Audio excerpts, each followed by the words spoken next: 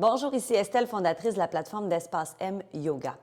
Cette capsule que tu t'apprêtes à regarder est vraiment spécifique pour te permettre de mieux comprendre la respiration, le plus grand défi souvent en yoga. Cette capsule est issue du programme de yoga Introduction au yoga que tu peux retrouver dans sa globalité sur notre plateforme de yoga en ligne www.espace-m-yoga.ca. Si tu désires explorer le yoga avec des bases solides, être bien guidé dans le confort de ton foyer, c'est vraiment le programme qu'il te faut. Bonjour à vous, bienvenue à cette capsule explicative concernant la respiration. Plusieurs d'entre vous mentionnent que la respiration, c'est l'élément le plus complexe en yoga. Et vous avez raison. Bien souvent, on a l'impression qu'on respire très tendu, qu'on respire vers le haut, et c'est exact. On a appris à vraiment être plus compressé vers le haut et le stress vient également amener une respiration qui est plutôt dans le haut du corps. Ce qu'on veut en yoga, c'est commencer à détendre le ventre et amener le souffle plus vers le bas du ventre. Il faut savoir qu'il y a un muscle de la plus haute importance qui nous permet ou qui nous empêche de bien respirer. Alors, ce muscle se nomme le diaphragme et se trouve juste ici. Il vient séparer en fait la respiration de la digestion. Vous pouvez vous imaginer comme un petit parachute à l'intérieur de votre ventre. Alors, c'est assez un gros muscle qui va venir à l'inspiration détendre vers le bas et à l'expiration remonter vers le haut.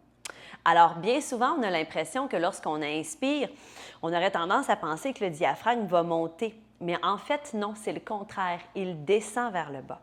Mes poumons s'emplissent d'air, ils poussent le diaphragme vers le bas, le diaphragme pousse les organes du bas vers le bas, les intestins, et viennent créer un massage par le fait même et donc détendre le corps. Et à l'expiration, je vide mes poumons d'air et le diaphragme se replace.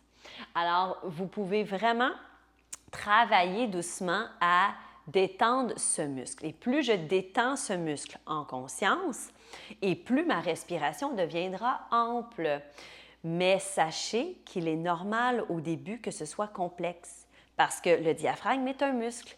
Et si vous avez une tendance à respirer toujours vers le haut, bien, il est possible que votre diaphragme soit coincé. C'est comme un muscle, si on le laisse toujours comme ça, quand on veut venir le détendre, bien, ça va prendre un petit bout de temps et beaucoup de patience et de bienveillance pour pouvoir venir le détendre. Alors, on va faire un petit exercice ensemble si vous le voulez bien.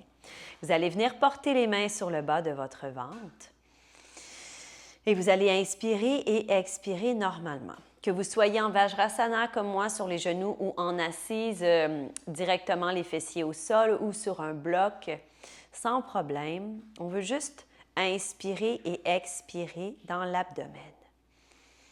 Et pour savoir si j'inspire et j'expire de la bonne façon, apportez votre attention à l'avant de votre corps. Vous tenterez d'inspirer et d'expirer par les narines en simplement amener votre attention à l'avant du corps. On ne veut pas bouger l'arrière du dos. Alors, je ferme les yeux un instant, je porte les mains à l'avant de mon corps. Prends une grande inspiration par les narines. Peut-être que tu sens encore beaucoup ton dos bouger, tes épaules. C'est correct, c'est parfait. Prends le temps qu'il faut. Ça demande quand même beaucoup de patience et de pratique pour venir saisir ce mouvement du ventre qui gagne en expansion tranquillement et qui se détend et s'assouplit. Tu inspires pleinement.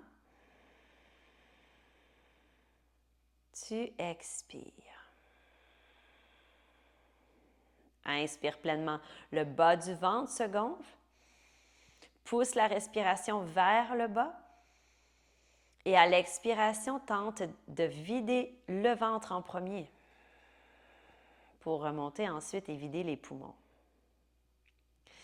Et tu peux ainsi de suite t'entraîner, parce que c'est vraiment comme un entraînement, à venir détendre et inspirer vers l'avant pour sentir le diaphragme qui bouge et qui s'assouplit tranquillement.